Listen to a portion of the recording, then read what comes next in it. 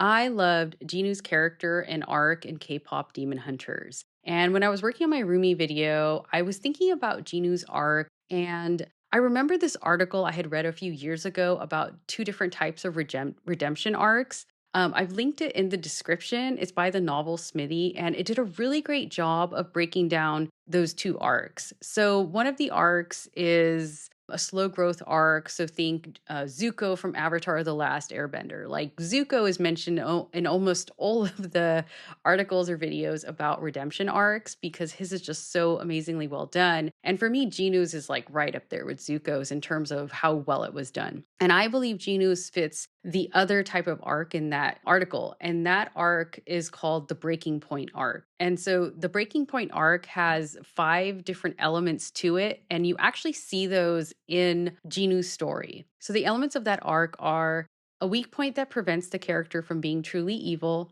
a positive figure who can tap into this vulnerability, a final trial where their weak point is tested, a major sacrifice, usually death, and validation of their sacrifice by the positive figure. So if, you've watched the movie, you're kind of potentially putting some of these pieces together. So what I'm going to do in this video is I'm going to break down his arc in light of these elements. I'm going to start with Gino's weak point, which is his shame and the humanity he still carried in him. So in my video about Rumi's story, I talked about how characters have a want and a need as part of their story arcs. And Rumi's want was to get rid of her patterns and hide her past, and her need was to accept those patterns as part of herself.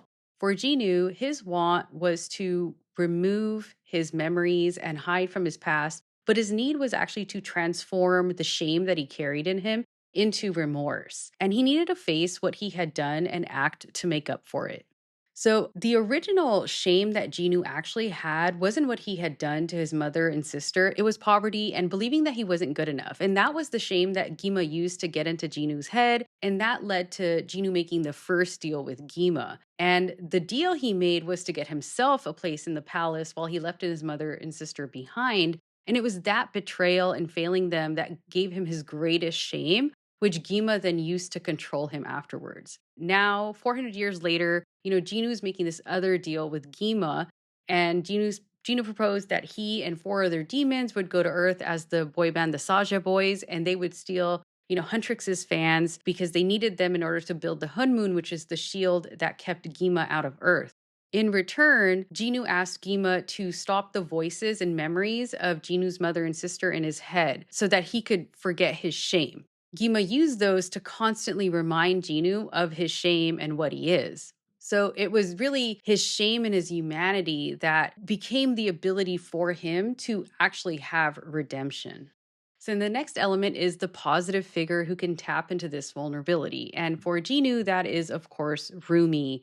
Rumi becomes this positive figure and he forms a bond with her, and she sees the humanity in him, even though he doesn't see it in himself. So on her end, like a major sign of this was how for the song Takedown, Rumi started to doubt some of the lyrics, like the line, demons with no feelings, because of the interactions she was having with Jinu. And, in one of their meetings, Rumi suggested to Jinu that he could be free of Gima if he helped her create the golden Hunmoon when he was on the earth side of it. She believed that he should be able to be free because he's a good person who had been trying to help his family, but he had made a mistake. But Jinu actually hadn't told her the truth. He had hid from her what he had really done to his family. So Jinu didn't really believe Rumi that this was possible because Rumi's belief in his humanity was technically based on a lie. And so Jinu himself stayed in denial about the humanity that he still carried in him. The song Free did a really great job of telling us about Jinu's internal conflict, believing whether or not, he could be redeemed. Oh, time goes by and I lose perspective. Yeah, hope only hurts, so I just forget it. So earlier, Jinu had called himself hopeless, and Rumi had told him that only he could decide if he has hope. But you're breaking through all the dark in me when I thought that nobody could. And you're waking up all these parts of me that I thought were buried for good. And then right before this song, Jinu had told Rumi that he's not the one to help her. But Rumi admitted that he'd already helped her, that ever since they'd started talking, her singing voice, which had been going away, had come back. Between imposter and this monster, I've been lost inside my head. Ain't no choice when all And Jinu's deal with Gima was to get rid of the voices of his mother and sister in his head, but Rumi told him that he should listen to the fans' voices instead. It's just easy when I'm with you. No one sees me the way you do. I don't trust it, but I want to. Jinu had told Rumi that demons constantly live with their shame, and that's how Gima controls them, and that there was no way to defeat Gima, or he himself would have done it a long time ago. So after the song, for a moment, Jinu didn't hear Gima's voice in his head anymore, so he thought that he could actually be free of Gima after the Hunmun was sealed, but then Gima pulled him back down to the demon world and reminded him that he could never be free. He pointed out to Jinu that he would have told Rumi the truth had he actually believed that. So after this, Jinu betrayed Rumi, and he ended up exposing her patterns and her lies, and so she confronted him, and he then exposed his own lie. He took accountability, and he admitted to her what he had actually done to his mother and sister. I left them! That's right. I lied to you. I only made a deal with Kima to get myself out of that miserable life. I left them. I left them. He tried to get Rumi to see that he is the monster that he believes he is. But that's not all you are. This is just your demon talking. You have to fight it. That's not how it works! And he said that demons just have to live in their shame and misery forever, and that's all they deserve. You're a demon, just like me. All we get to do is live with our pain, our misery. That's all we deserve. And, Jinu believing that all he deserved was eternal shame and misery really showed how deeply his shame consumed him. Transforming that shame into genuine remorse was the necessary growth that he needed for his redemption. And earlier on, Gima had commented that Jinu had never done anything for anyone but himself. Remorse requires selfless action, so Jinu really did need that growth in order to be redeemed. So up until this point, we got to know Jinu, his internal struggle, his persisting humanity, and his shame. And at this point, he's lost all hope of being free of Gima. So now Jinu's setting up to do, to do their final plan so that Gima can come to Earth.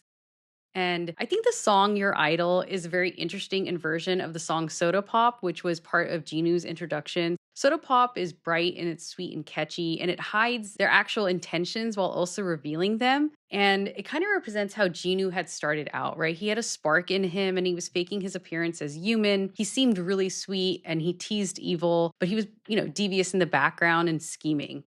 The song Your Idol is grim, it's honest, and it's trance-like.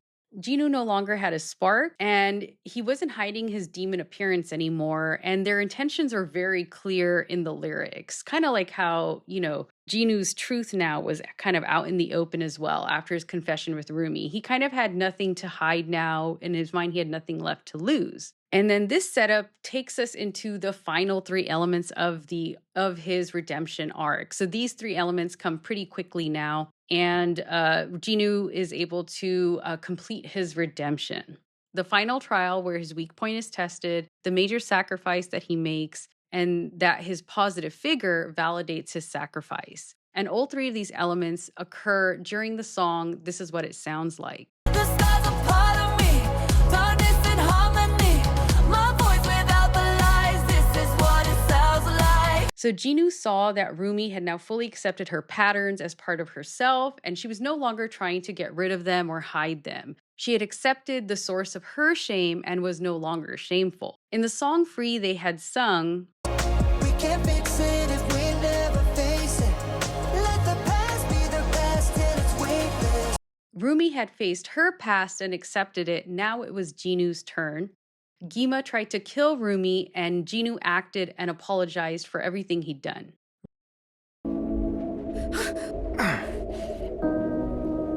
Jinu, no. I'm sorry for everything. Rumi still saw the humanity in him despite his betrayal. He finally accepted his own humanity.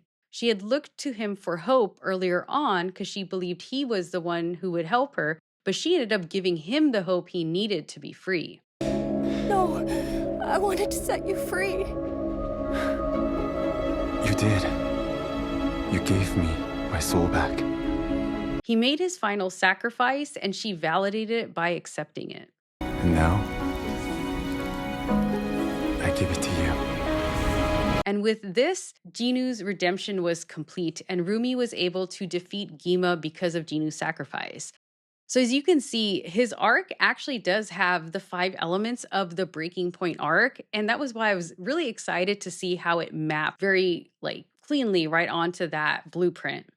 But I think it's fair to ask if Jinu was redeemed for helping Gima take all those souls. I think that's why this type of arc works for him, because he can't really make up for that. But by taking accountability and sacrificing himself to help Rumi, he at least redeemed himself to her, and he stopped the plan that he himself had put into motion. Nowadays, we don't really get great redemption stories, but Jinu's was so great and amazing. And like I said, his is right at the top of the list for me, with Zuko's. I love Zuko's story. I love Zuko's character, and I love Jinu's character, and I love his story. And I really hope we could be getting more redemption stories like this from Hollywood. I have a couple of closing thoughts. I wonder if Gima would have actually kept his side of the deal. Jinu explained to Rumi that Gima uses their shame to keep control of them. So why would Gima honor his deal with Jinu to erase the very voices that kept Jinu shameful and under Gima's control? Another thought is, if Jinu is brought back in the sequel, do you think that would cheapen his redemption? Let me know your thoughts below. Thanks for your support. Please like, share, comment, and subscribe.